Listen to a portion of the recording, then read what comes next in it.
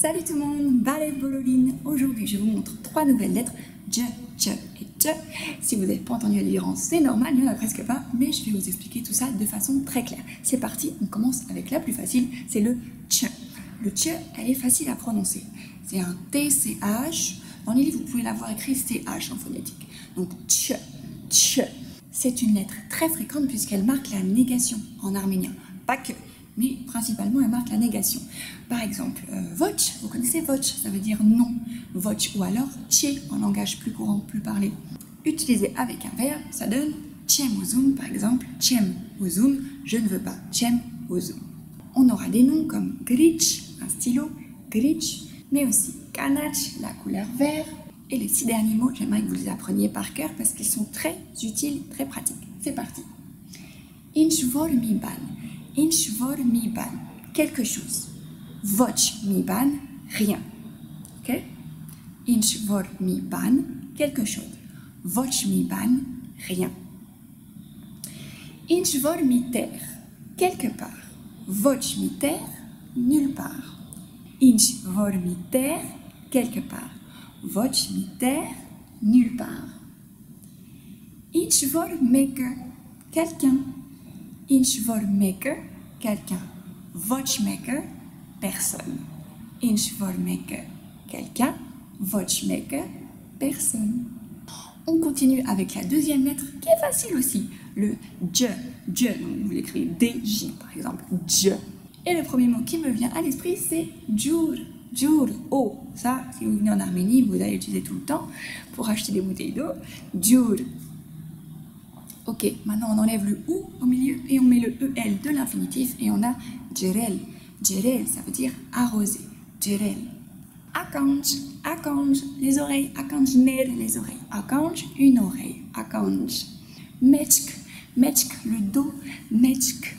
Hein, ma belle-mère, elle dit tout le temps mechk tsavuma. Mechkes tsavuma. Mechkes tsavuma. Mechkes tsavuma. Hein? J'ai mal au dos. Mon dos fait mal. Ensuite, lulj.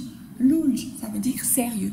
C'est un adjectif, on peut l'utiliser dans une phrase, mais aussi si quelqu'un vous dit quelque chose d'étonnant, un peu comme en français. Si on vous dit quelque chose d'étonnant, vous allez dire sérieux ou t'es sérieux. Mais c'est pareil en arménien, ils vont dire lulj. Pareil, lulj, sérieux. Ensuite, djermutun. Djermutun, c'est la chaleur, la température, la fièvre aussi. Si quelqu'un a de la fièvre, vous me demandez djermutun unes, t'as de la fièvre, djermutun unes. Ensuite, anjatel. Anjatel, ça veut dire éteindre, éteindre la lumière par exemple. Louis, c'est anjati. Et le dernier, kamurj. Kamurj, c'est un pont. Voilà. La dernière lettre, c'est le dj. Alors, le dj qu'on vient voir avant et le dj, ça se ressemble beaucoup, beaucoup, beaucoup. Le dj, c'est la lettre la plus difficile de l'arménien, selon moi. On l'écrit TJ, par exemple. Dj. Est-ce que vous entendez bien la différence entre dj, qu'on vient de voir avant, DJ. Dj, c'est un peu lourd. Dj. Et le dj qu'on va voir là, dj, c'est un peu plus, c'est léger, ça claque. Dj. C'est pas dj, c'est dj. Ouais, ça se ressent beaucoup, je sais, c'est assez difficile. C'est la plus difficile. Si vous maîtrisez celle-là, normalement, vous n'avez pas de problème avec le reste. Allez, le premier, mould, un marteau, mould. Ça claque à la fin. Ça vole. Après, on a des animaux.